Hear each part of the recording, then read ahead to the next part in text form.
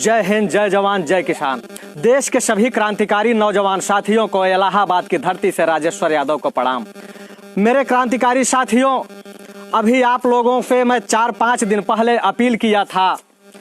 मैंने ये कहा था कि मोबाइल मेरी खराब हो गई है। आप लोगों से हमने फंडिंग करने की व्यवस्था कराई थी और आप लोगों ने फंडिंग करने की व्यवस्था भी की थी, लेकिन मैं आप लोगों को बताना चाह रहा हूं कि हमने अपनी पुरानी ही मोबाइल को बनवा लिया।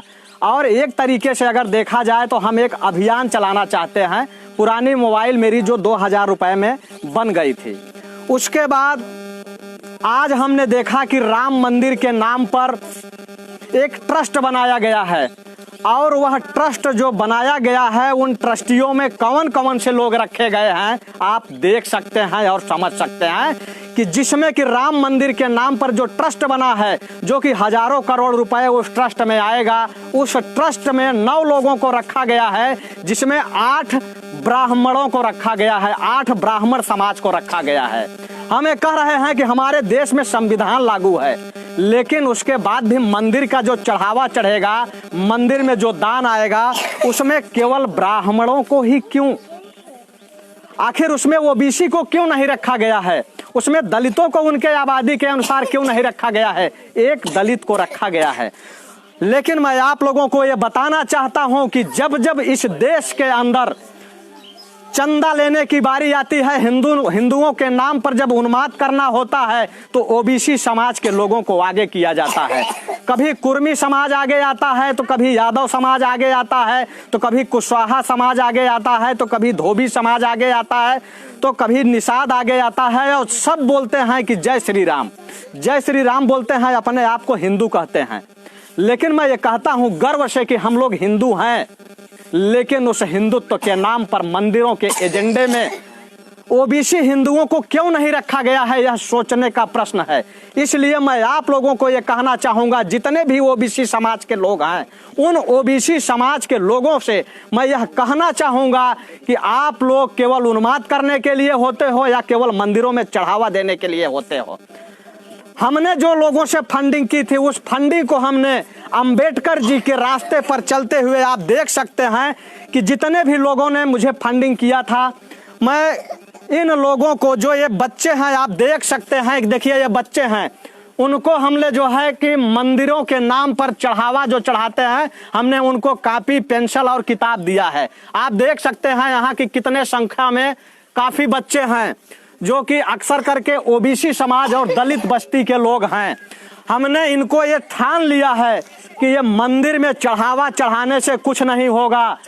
जितने भी साथी देख रहे हैं, मैं उनसे अपील कर रहा हूं, आग्रह कर रहा हूं कि आप लोग इस वीडियो को ग्रुपों में शेयर करें। और ग्रुपों में शेयर कैसे होगा, ये मैं आप लोगों को बता देता हूं कि आप लोग वीडियो के नीचे जाएंगे, शेयर का ऑप्शन दिया हुआ है, और जैसे आप शेयर पे क्लिक करेंगे तो वहां लिखा होगा कि राइट पोस्ट द शेयर, नीचे भी लिखा होगा, उसके और नीचे जाएंगे तो लिखा होगा ग्रुप टू शेयर। उस ग्रुप में 2-3 आदमी की मुंडी बनी होगी, उस पर आप क्लिक करेंगे, ग्रुप आ जाएगा। सारे ग्रुपों में आप लोग पहले शेयर करिए।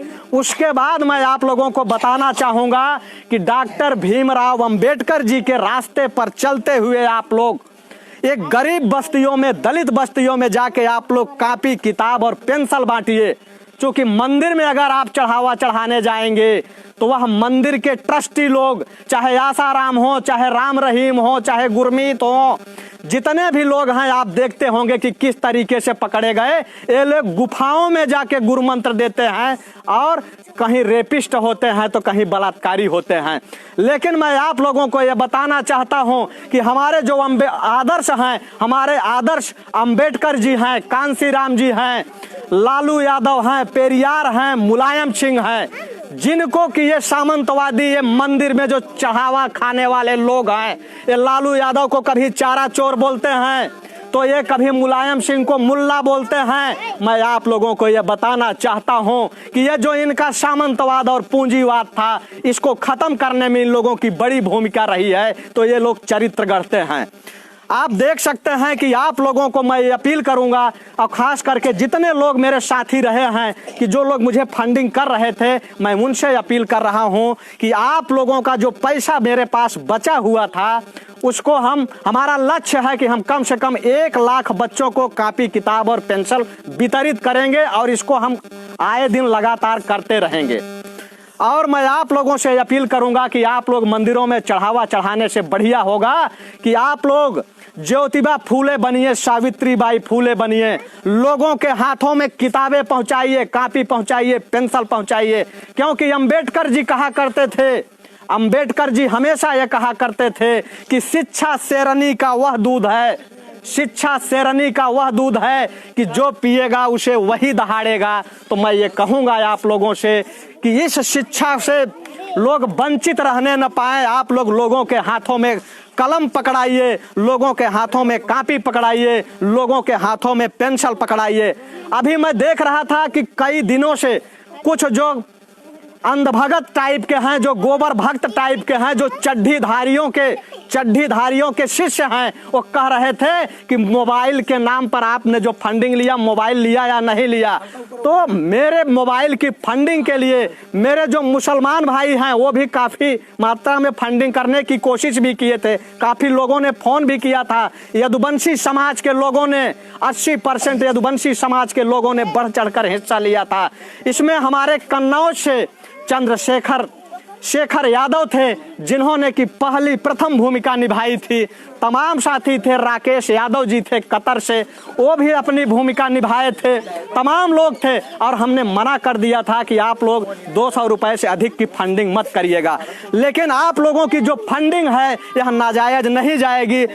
हमारा लक्ष्य है कि इस देश के अंदर ये जो क्रांतिकारी लोग हैं, जो शिक्षा को बढ़ावा देने वाले लोग हैं, उनकी संख्या बढ़े। और इस देश के अंदर जो कलम की ताकत होती है, जो अंबेडकर जी थे, मैं ये चाहूंगा कि इस देश के अंदर लाखों अंबेडकर पैदा हों, लाखों ज्योतिबाबाई फूले पैदा हों, लाखों सावित्रीबाई फूले पैदा हों।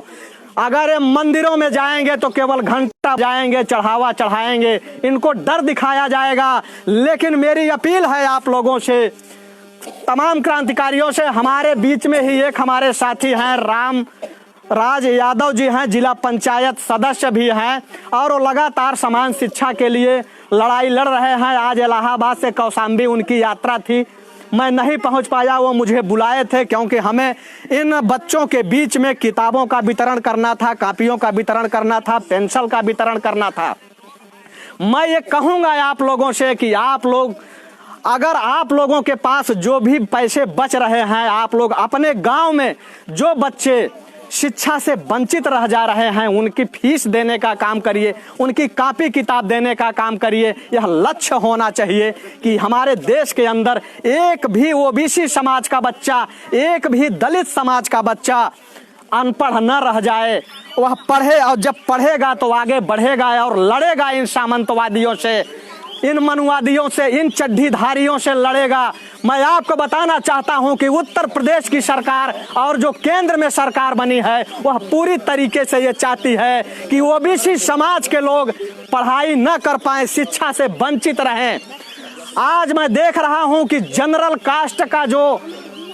कास्ट जो होते हैं उनकी छात्रवृत्ति आती है। छात्रवृत्ति की शुरुआत तब की गई थी जब ये जो लोग कहते हैं मुलायम सिंह को, जो ये लोग मुल्ले कहते हैं, ये जनरल समाज के लोग जब मुलायम सिंह को गाली देते हैं, यही मुलायम सिंह ने पूरे जनरल कास्ट को ओबीसी जो है छात्रवृत्ति देने का काम किया था। नहीं पहले केवल दलितों को मिलता था, लेकिन मुलायम सिंह की देन है, उन्होंने ओबीसी समाज और दलित समाज को तो पहले से मिलता था, जनरल कास्ट को भी देने का काम किया, जो कि बहुत बड़ी गलती उन्होंने किया था, बहुत बड़ी गलती किया था। आज भारतीय जनता पार्टी की सरकार बन चुकी है।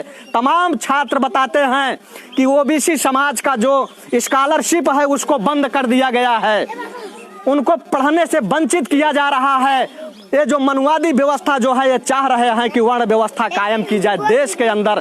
तमाम लोग हैं जो कि जनरल का जो है अभी कुछ बीएड और बीटीसी के जो लोग हैं वो बता रहे थे कि जनरल के लोगों का 55,000 60,000 रुपए छात्रवृत्ति आता है और ओबीसी समाज का नहीं आ रहा है, केवल एससी समाज का आता है। तो आज पूरी तरीके से ये जो 60% ओबीसी लोग हैं जो अपने आप को हिंदुत्व का एजेंडा लेकर के, चाहे मौर्य हो, चाहे कुर्मी हो, चाहे निषाद हो, चाहे मल्लाह हो, जो अपने आप को कहते हैं कि हम कट्टर हिंदू हैं और हिंदू को जा करके अपने को हिंदूवाद का एजेंडा लेके चलते हैं, उनको इस मंदिर में, राम मंदिर के ट्रस्ट में जगह क्यों नहीं मिली? ये पूछें केशव मौर्य से, पूछें जो कि अपना दल की जो राष्ट्रीय अध्यक्ष हैं अनुप्रिया पटेल से पूछें, विनोद सोनकर से पूछें, रामविलास पासवान से पूछें और हुकुमदेव नारायण से पूछें, जो ये तलवा चाटने वाले लोग हैं चड्ढीधारियों के, कि हमारे समाज के लोगों को क्यों नहीं जगह मिला उस ट्रस्ट में। राम मंदिर के नाम पर हम लोग तो लड़ाई लड़ते हैं, मुसलमानों के अंदर जाके उन्माद फैलाते हैं, लेकिन हमको जगह क्यों नहीं मिली? आज आप लोगों को समझना होगा, ओबीसी समाज के लोग, इन नेताओं के कहने में आप लोगों को नहीं आना है। आप लोगों के जो समाज के लोग हैं उनकी जो है छात्रवृत्ति बंद कर दी गई है, स्कॉलरशिप बंद कर दी गई है, बच्चे पीड़ित हैं, इसको सरकार को संज्ञान लेना चाहिए। लेकिन ये संज्ञान सरकार लेगी क्या? ये चड्ढीधारी चाहते हैं कि पूरे ओबीसी समाज के लोगों को गुलाम बनाया जाए। अब तक कितने साथी देख रहे हैं, जितने भी साथी देख रहे हैं, मैं उनसे अपील करूंगा कि आप लोग एक बार इस वीडियो को शेयर कर दीजिए ग्रुपों में। और ग्रुपों में कैसे शेयर होगा मैं आप लोगों को बता रहा हूं कि आप लोग वीडियो के नीचे जाइए, शेयर का ऑप्शन दबाइए और शेयर का ऑप्शन जैसे दबाएंगे वहां आएगा कि शेयर टू राइट पोस्ट, उसके नीचे जाएंगे शेयर टू पोस्ट, उसके नीचे जाएंगे शेयर टू ग्रुप लिखा है और 2-3 मुंडी बनी हुई है, उस पर क्लिक करेंगे, ग्रुप आ जाएगा। सारे ग्रुपों में आप लोग शेयर कीजिए, सारे ग्रुपों में आप लोग शेयर कीजिए, क्योंकि आज देश के अंदर जो माहौल बनाया जा रहा है वह केवल हिंदू और मुसलमान का एजेंडे पर बनाया जा रहा है। आज मैं देख रहा हूं कि केवल शाहीन बाग, रोशन बागों को टारगेट किया जा रहा है। क्या हमारे देश के मुसलमान आतंकी हैं? अगर मैं फॉलो करता हूं आसफुल्ला खां को फॉलो करता हूं, मैं फॉलो करता हूं जो हमारे देश के राष्ट्रपति थे अब्दुल पाकिर जैनुअल अबुल कलाम आजाद, यानी एपीजे अब्दुल कलाम, जिन्होंने इस देश को मिसाइल दिया, मैं उनको फॉलो करता हूं। मैं वीर अब्दुल हमीद को फॉलो करता हूं। हमारे देश का जो मुसलमान है वह देश के लिए लड़ा है। यह बात नहीं है कि हमारे देश का मुसलमान जिहादी है, आतंकी है।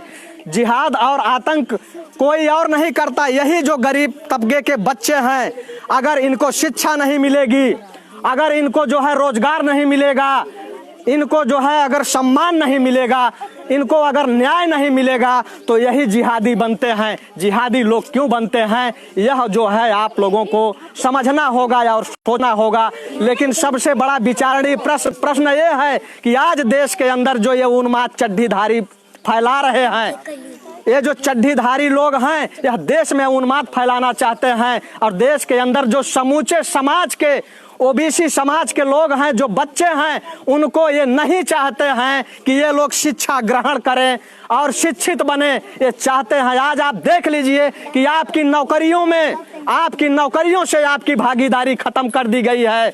जितने भी वैकेंसी निकलती है, जितना भी जगह निकलता है, वो जनरल कास्ट का जगह निकलता है, न तो दलित के लिए जगह निकलता है, न ओबीसी समाज के लिए जगह निकलता है। लेकिन ये आपके तलवा चाटने वाले जो नेता हैं, जो ये चड्ढीधारियों का तलवा चाटते हैं, इनसे आप लोग पूछने का काम कीजिए। वो चाहे स्वामी प्रसाद मौर्य हो, चाहे केशव मौर्य हो, चाहे रामविलास पासवान हो, चाहे हुकुमदेव नारायण हो, ये जितने भी लोग हैं उनसे आप पूछिए कि आखिर आपने ओबीसी समाज के जो बच्चे हैं उनकी आप लोगों ने छात्रवृत्ति क्यों बंद कर दी, स्कॉलरशिप क्यों बंद कर दी, क्यों आप गुलाम बनाना चाहते हो? ये जो है आपको मंदिरों के नाम पर घंटा बजा बजा के आपको बेवकूफ बनाते हैं। मंदिर के नाम पर आपसे चढ़ावा लेते हैं। तो आज मैं पूरे भारत के लोगों से अपील करना चाहता हूं, खास करके ओबीसी समाज के लोग और दलित समाज के लोगों से, कि आप लोगों के पास अगर पैसा होगा तो आप लोग किताबें खरीद लेना, कॉपी खरीद लेना, पेंसिल खरीद लेना और गरीब बच्चों में जाकर के वितरित कर देना, बांट देना। लेकिन मंदिर में चढ़ावा चढ़ाने आप मत जाना। मंदिर में जब भी जाना वहां बैठे हुए जो भिखारी होंगे उनको दे देना और वहां फूल चढ़ा देना, माला चढ़ा देना, लेकिन वहां पैसे आप मत चढ़ाना। जो भी पैसे होगा आपको गरीबों के, इन बच्चों के बीच में वितरित करना, क्योंकि आपके जो एक गरीब बच्चे हैं, ओबीसी समाज के और दलित समाज के बच्चे हैं, एक कभी शिक्षा से वंचित न रहें, कपड़े से वंचित न रहें, रोटी से वंचित न रहें। यह आपका उद्देश्य है, यह हमारा भारत है। लेकिन आप लोग केवल हिंदू और मुसलमान के नाम पर ये जिहाद मत करिए, मुसलमानों से नफरत मत करिए, क्योंकि इस देश के अंदर यह देश किसी के बाप की जागीर नहीं है। यह देश जितना हिंदुओं का है उतना मुसलमानों का है, जितना उतना सिखों का है। इस देश के अंदर कहा गया है हिंदू मुस्लिम सिख ईसाई हम सब हैं भाई भाई। तो हमारे देश के अंदर एकता और अखंडता को आप लोग बरकरार रखिए। ये जो देश तोड़ने वाले चड्ढीधारी हैं, जिहादी हैं, ये न तो भारत के संविधान को मानते हैं और न तो भारत के तिरंगे को मानते हैं। मैं आप लोगों से बताना चाहता हूं कि ये 52 साल तक लगातार कभी अपने मुख्यालय पर तिरंगा फहराने का काम नहीं किया है। और ये आरएसएस के लोग जो होते हैं, ये जो आज तक एक भी प्रमुख कभी ओबीसी समाज का नहीं बना है। आखिर क्यों नहीं बना है? क्या हम लोग झोला ढोने के लिए बने हैं या मंदिरों में जाकर चढ़ावा चढ़ाने के लिए बने हैं? आखिर भागीदारी क्यों नहीं होती? जो ट्रस्ट बना है, इस ट्रस्ट में केवल ब्राह्मणों को ही क्यों रखा गया है? इसमें सारे लोगों को रखा जाना चाहिए। ये जो राम थे, राम किसी एक के नहीं थे, ये राम पूरे देश के थे, पूरी दुनिया के थे। लेकिन राम को भी जाति के आधार पे बांटने का लोगों ने काम किया है। राम हम पुरुषोत्तम थे, लेकिन आज देश के अंदर जिस तरीके से ये चड्ढीधारी रामराज लाना चाहते हैं, ये इनका उद्देश्य है कि देश के अंदर वर्ण व्यवस्था कायम किया जाए, ओबीसी समाज और दलितों को शूद्र बना दिया जाए। ये यही चाहते हैं। लेकिन आप लोगों को सावधान रहने की जरूरत है, होशियार रहने की जरूरत है। ये जो चड्ढीधारी गैंग के लोग हैं, इनसे सावधान रहिए। ये देश विरोधी लोग हैं। आप देख लीजिए कि जहां भी आतंकियों से नाता रहा है, केवल इनका नाता रहा है। ओबीसी समाज और दलित समाज का नाता कभी देश विरोधी में नहीं रहा है, कभी आतंकियों में नहीं रहा है, कभी मूव लिंचिंग में नहीं रहा है। लेकिन इनके बहकावे में आप लोग आते हैं। तो आप लोगों से ये कहना चाहता हूं कि जो भी ओबीसी समाज और दलित समाज के अरबपति और खरबपति लोग होंगे, जो आईएएस पीसीएस के लोग होंगे, जो अधिकारी होंगे, वो अपने समाज के गरीब बच्चों को शिक्षा दिलाने का काम जरूर करिएगा। क्योंकि आप लोग अगर ऊपर पहुंचे हो तो वह अधिकार आप लोगों को बाबा साहब ने दिया है। बाबा साहब ने दिया है, मान्यवर कांशीराम ने दिया है, मुलायम सिंह ने दिया है, लालू यादव ने दिया है, जिनको कि इन लोगों ने बदनाम किया है। इन्होंने कांशीराम को भी बदनाम किया, इन्होंने अंबेडकर को भी बदनाम किया, इन्होंने मुलायम सिंह को भी बदनाम किया, इन्होंने लालू यादव को भी बदनाम करने की कोशिश की। आज लालू यादव एक ऐसा व्यक्ति है कि इन्होंने झुका नहीं और जेल चले गए। तो मैं ये कहना चाहूंगा आप लोगों से कि आप लोग अगर सामंतवाद से लड़ेंगे, आप लोग मनुवाद से लड़ेंगे, तो आप लोगों की ये थोड़ी परेशानी होगी, थोड़ा झेलना पड़ेगा। हमें भी तमाम लोग गालियां देते हैं, तमाम तरीके से हमारे ऊपर भी कई मुकदमे लादे गए हैं। लेकिन अगर आप लोग डरोगे तो आपकी आने वाली पीढ़ी गुलाम बनेगी। अगर आप लोग हिंदुत्व का एजेंडा लेके अगर मूर्ख बनते रहेंगे, बेवकूफ बनते रहेंगे, अपने बच्चों को अगर पढ़ाएंगे नहीं, शिक्षा नहीं देंगे, शिक्षा देने की कोशिश नहीं करेंगे, तो आप लोगों को गुमराह किया जाएगा जिस तरीके से ये सरकार गुमराह कर रही है। आप लोग एक बार मैं फिर से शेयर कर दीजिए। जितने नए लोग जुड़े हैं मैं उनसे अपील करूंगा कि आप लोग एक बार शेयर कर दीजिए। और शेयर करने का जो तरीका है अभी मैं आपको बताऊंगा कि एक नशेड़ी आदमी कह रहा था कि ओबीसी समाज और दलित समाज के लोगों का आजादी में कोई योगदान नहीं है। मैं बताना चाहता हूं आप लोगों को, लेकिन आप लोग सबसे पहले शेयर करिए। आप लोग वीडियो के नीचे जाइए और वहां लिखा होगा शेयर, और जैसे आप शेयर करेंगे तो वहां ऑप्शन आएगा कि शेयर द राइट पोस्ट, उसको छोड़ दीजिए। फिर नीचे जाएंगे शेयर आएगा, फिर छोड़ दीजिए। फिर नीचे जाएंगे तो शेयर द ग्रुप लिखा होगा और वहां मुंडी बनी होगी 3 लोगों की। वहां जब आप शेयर कर, वहां आप क्लिक करेंगे, उसके बाद ग्रुप आ जाएगा। सारे ग्रुपों में आप लोग शेयर करिए। फिर मैं बता रहा हूं कि ये जो गंजेड़ी और नशेड़ी लोग हैं, जो मंदिरों का चढ़ावा खाते हैं, वही लोग आप पर जो है आप लोगों को गुमराह करते हैं और आप लोगों का हिंदुत्व का एजेंडा लेके आप लोगों को बेवकूफ बनाते हैं और कहते हैं कि आपका योगदान नहीं रहा है आज़ादी की लड़ाई में। आज़ादी की लड़ाई में कितना बड़ा योगदान रहा है मैं आप लोगों को बताना चाहता हूं कि आप लोग इतिहास उठाकर देख लीजिए, क्योंकि आप लोग तो अनपढ़ थे, गंवार थे, जाहिल थे। आपको असुर बताया जाता था